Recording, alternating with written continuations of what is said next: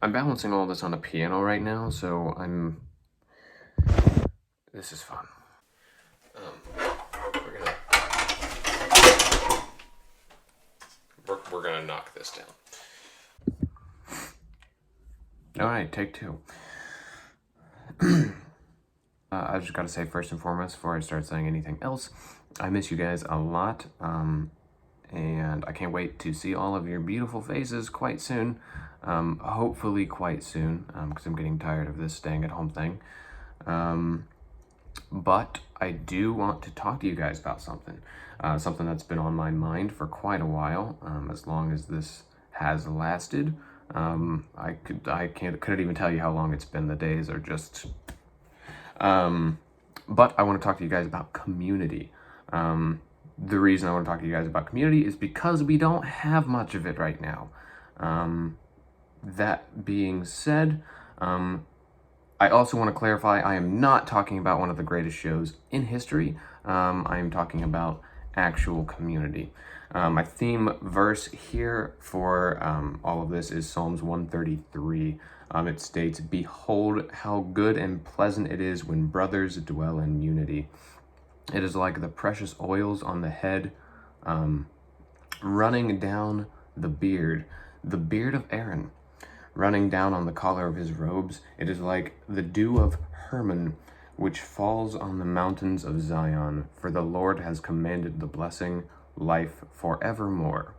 And I gotta let you guys know that you are the precious oils on my head and beard, the beard that I do not have. But let's talk about community. Why is community important? I'm gonna try to keep this real, as quick as possible because I talk a lot. So let's try to not make it 12 hours.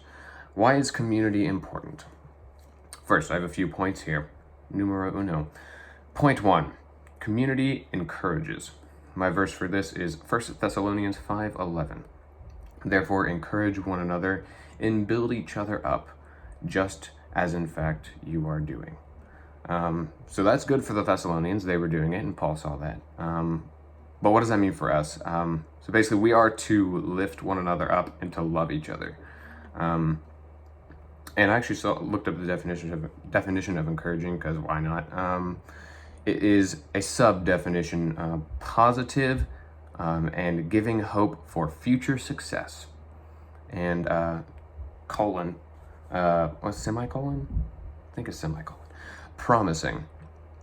And what are we to encourage? We're to encourage both shortcomings and excellence. So what that means is, if you see something that someone's struggling with, or you see something that someone's doing super well, we're to encourage them in that.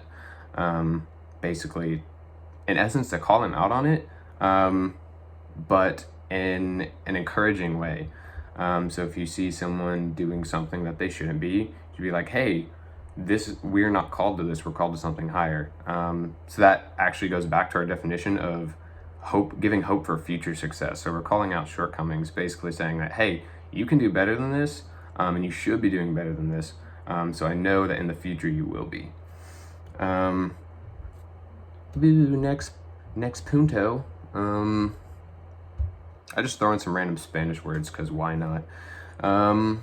Number two, community draws us closer to God. Also, the reason I keep looking off to the side, I have notes, so I'm not just not staring at the camera for no reason at all.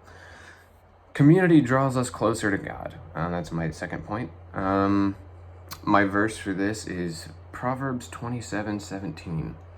Iron sharpens iron.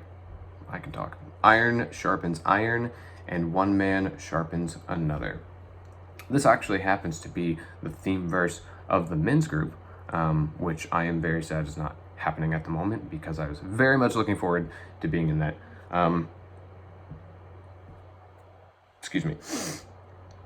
According to the scriptures, the main focus of our friendships and all other relationships is to help each other grow closer to God. Now, how do we do this? All right, I'm glad you asked, because I asked. How do we accomplish this? One, pray for one another. Subpoint, so 1.5. pray with one another. Good things happen when we pray together. 2, study together.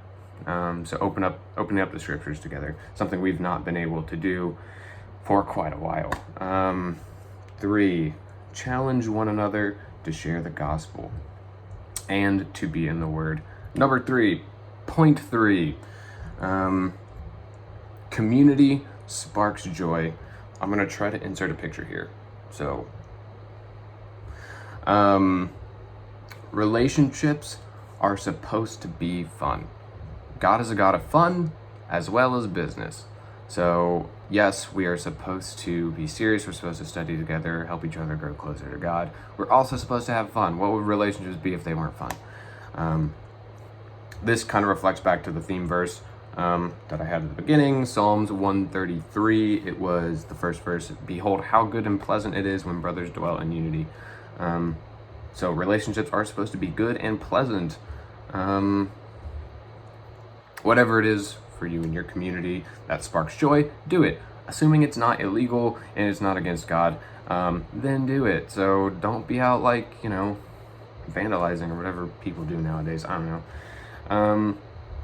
For me and my community, sharing music. We watch TV together, work out, being nerds and playing Pokemon together. Jules, you get it. You and me, anyway. Board games, etc. Whatever it is for you and your family, in your community, as long as it sparks joy, and it is in the character of God, and it's not illegal, then go for it. Relationships are supposed to be fun. Yeah. That being said, community. Community encourages. It draws us closer to God, and it sparks joy. You all spark joy for me, you all bring me closer to God, and you all encourage me. That's something I think Bloom does very well as a church, actually, is community. I just want to make sure that we all are continuing that, and we're all continuing to grow as a community, and not falling away from those things, and getting better, because we can always do better, right? I mean, no one's perfect. I think that's it. Toodaloo.